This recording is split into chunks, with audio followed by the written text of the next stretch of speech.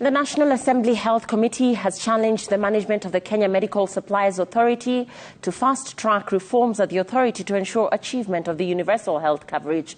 Committee members who toured KEMSA warehouses in Embakasi said there is need to improve delivery of drugs and other health products to public hospitals by the authority.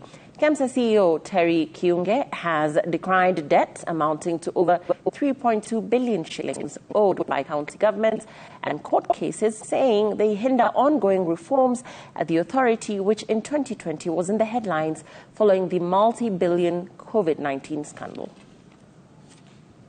The Deputy Head of Mission. As part of their familiarization tours to various agencies and parastatals in the health sector, we should insist if it was possible. Members of the National Assembly Health Committee toured Kenya Medical Supplies Authority warehouses in Embakasi.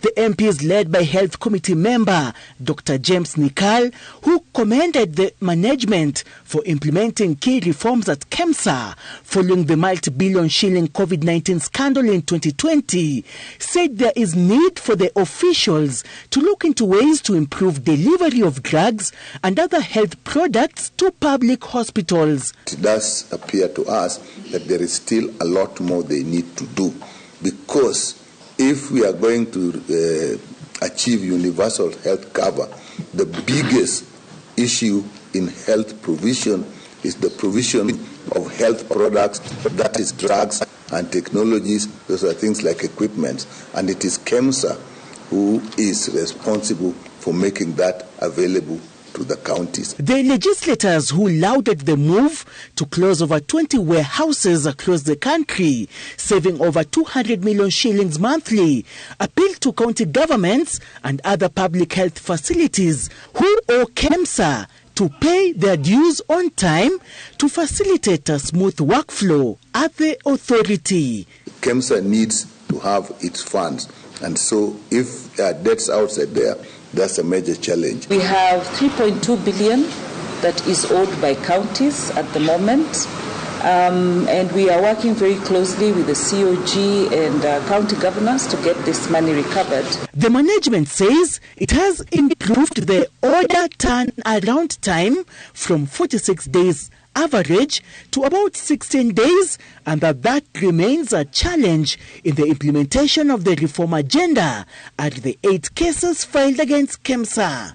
The reforms continue in full gear. As Honorable Nikal has indicated, we've had some challenges in terms of execution of those reforms because of the litigation, and we are respectful of the court processes as an institution. We currently have about over 400 people working from the office, so we have good capacity. The fate of over 300 employees who were last year sent on forced leave is still unknown due to an ongoing court case challenging the planned layoff of staff members at KEMSA. It cost taxpayers close to 45 million shillings monthly to pay the employees, yet they remain at home. The issue of dead stock also cropping up. Dead stock comes from having an excess of commodities that you don't need. And then they end up, expiring. So that's a challenge we have addressed, and we have cleaned up our pipeline to focus on 100% the critical items that Kenyans need. National Assembly Health Committee members have said they will work with their colleagues from Senate to support the management in ensuring that reforms at KEMSA are achieved and that Kenyans access the best quality of services at public health facilities.